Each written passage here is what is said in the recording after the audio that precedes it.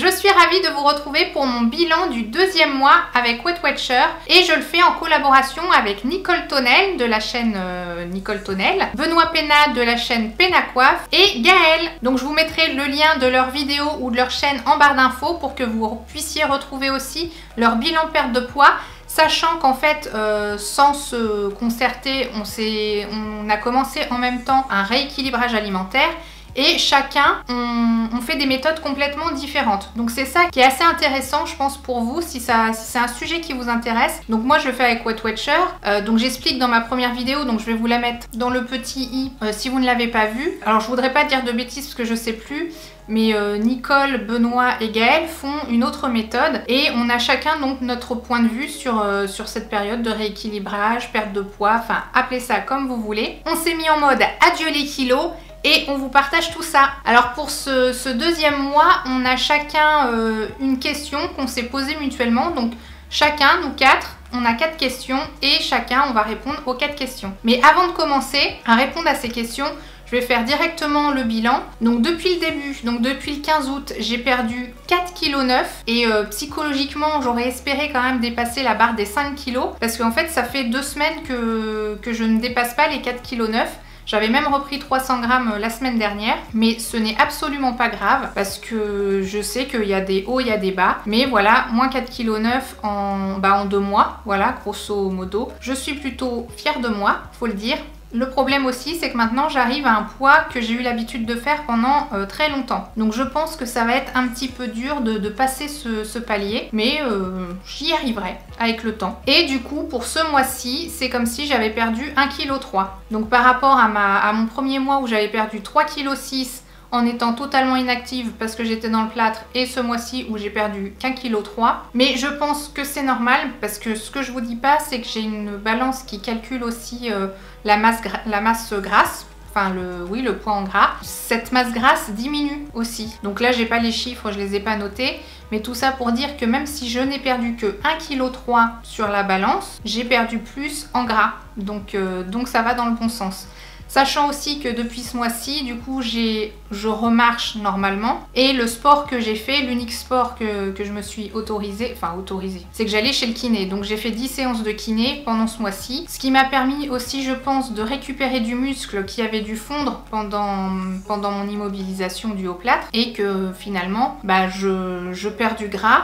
Je récupère du muscle. Donc ma perte est peut-être un petit peu chaotique par rapport à ça. Mais je perds. Donc passons aux questions. Alors je vais commencer par ma question. Qu'est-ce qui a été le plus difficile durant cette seconde période? Pourquoi j'ai posé cette question-là?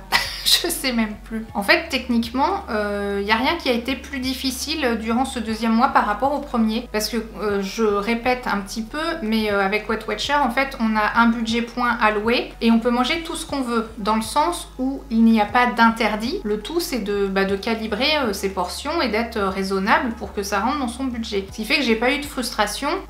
Il y a peut-être une semaine où j'ai explosé mon budget point, mais c'est peut-être ça aussi qui a ralenti ma perte, mais je m'en fous, le but c'est pas que je perde 10 kilos en 2 mois. Hein. Si je mets 1 an à les perdre, je mettrai 1 an à les perdre. Moi je veux que ça fonctionne, je veux réapprendre à manger comme il faut, je change ma façon de fonctionner en fait. Donc ce qui a été le plus dur, c'est peut-être en fait de pas pouvoir reprendre du sport normal à part les séances de kiné, sachant que j'ai terminé mardi, donc mardi dernier, c'était ma 10e et dernière séance, et jeudi j'ai été marcher avec ma cousine, spéciale dédicace Jojo. Donc on a peut-être marché 3/4 d'heure, 1 heure. Alors au début ça a été un petit peu difficile, mais je sais pas si c'était musculaire ou ligamentaire. Bon bref, au fur et à mesure qu'on avançait, en fait, à la fin j'avais plus du tout mal. Donc je pense qu'il fallait peut-être que ça s'échauffe parce qu'en fait quand je vais chez le kiné, lui il fait des massages en début de séance qui fait que ça échauffe tout ce qu'il faut. Donc après je pouvais faire trampoline, stepper.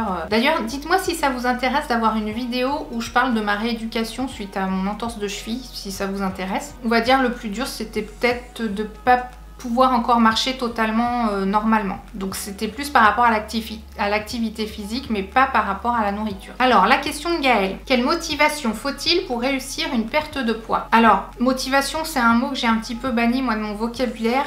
Je vais plutôt le remplacer par détermination. C'est d'être déterminé, d'avoir un objectif, un but. Mais pour moi, la motivation, la détermination, il faut que ça commence en fait par un déclic. Et en fait, ce que j'ai en tête, c'est mon histoire de bébé Grace. Donc si vous n'avez pas suivi ma première explication avec la vidéo, enfin mon explication dans ma première vidéo, je vous invite vraiment à aller la voir. C'est que j'avais ce bébé Grace, voilà.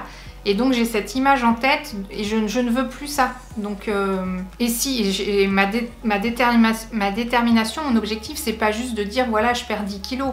C'est pas ça en soi. C'est mon objectif derrière, c'est je veux perdre 10 kilos pour avoir un IMC dans le vert, donc l'indice de masse corporelle, limiter les problèmes de santé. Et par rapport à vous, par rapport à mon image, je veux faire plus de lookbook et on va pas se voiler la face. C'est quand même mieux de se sentir bien dans son corps pour présenter des tenues.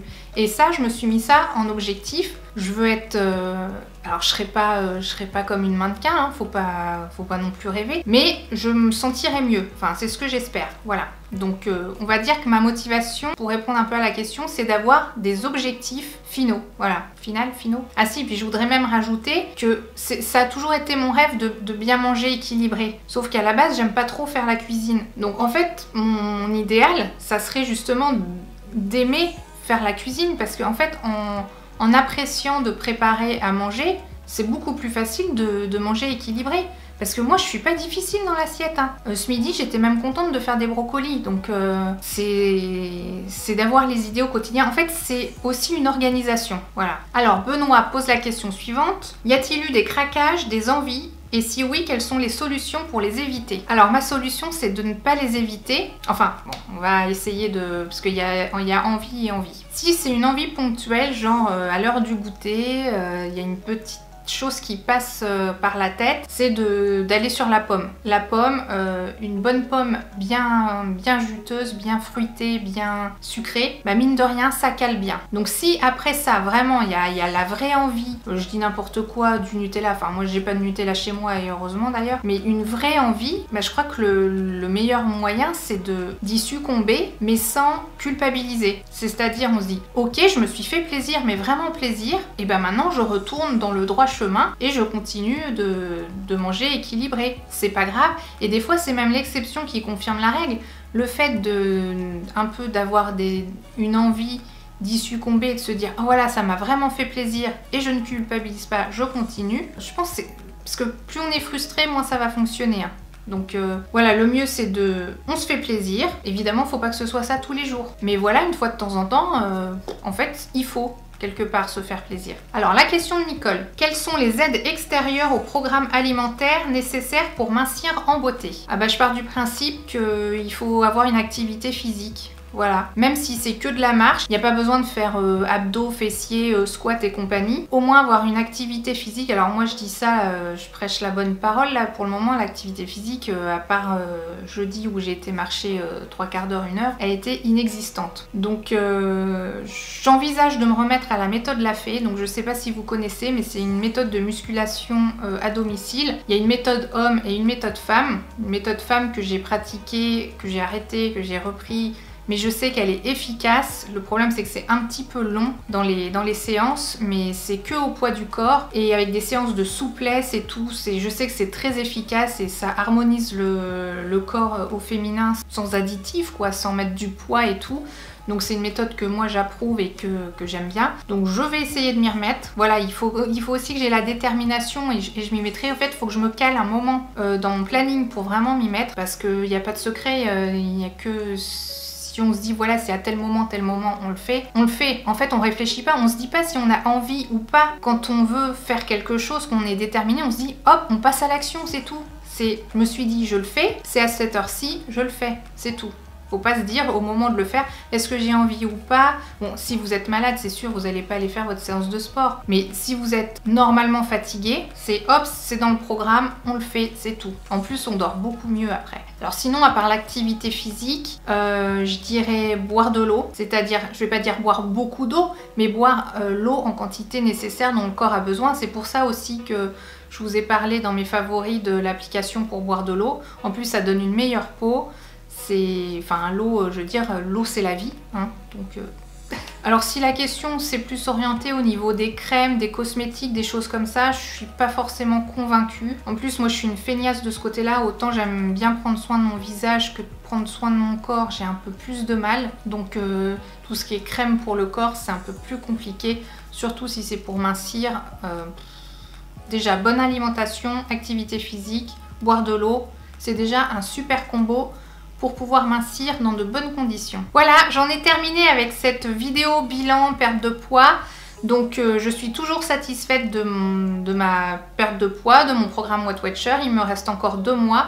Peut-être que je rachèterai si sur vente privée il y a encore l'abonnement au même prix que j'avais eu, je le reprendrai sûrement, au moins déjà pour me stabiliser quand je penserai que ça sera le moment. Mais voilà, je continue doucement mais sûrement. Le but c'est pas de faire un marathon de la perte de poids, hein. On sait tous très bien que plus on perd doucement, mieux ça sera stabilisé. Et j'ai pas envie de me frustrer non plus, donc je mange ce que j'ai envie de manger dans les quantités raisonnables. Et d'ailleurs j'ai remarqué un truc, c'est pas parce qu'on mange des pâtes que ça nous cale mieux, hein. Moi quand je mange des pâtes finalement, des pâtes bolognaises, une blonde plâtrée, et ben je vais avoir plus vite fait faim que si je mange bien un bon poisson avec une bonne dose de légumes, et ben ça va mieux me caler qu'une bonne plâtrée de pâtes. Donc les sucres lents, j'ai presque envie de dire, c'est presque des sucres rapides parce qu'ils vont se digérer, je pense, assez vite. Et puis hop, ça va faire un déjeuner de soleil et on aura plus vite faim après.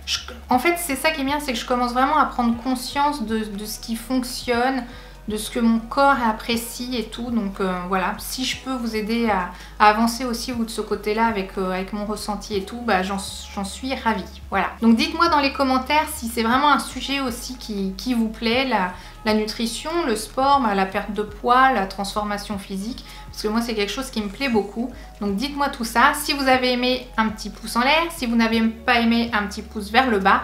Dans tous les cas, mettez-moi dans les commentaires pourquoi. Et en plus, je réponds toujours. Alors, hein, quand même. Si vous n'êtes pas abonné, ce n'est pas trop tard. Vous pouvez cliquer sur le bouton s'abonner. Et en attendant, je vous dis à bientôt dans la prochaine vidéo.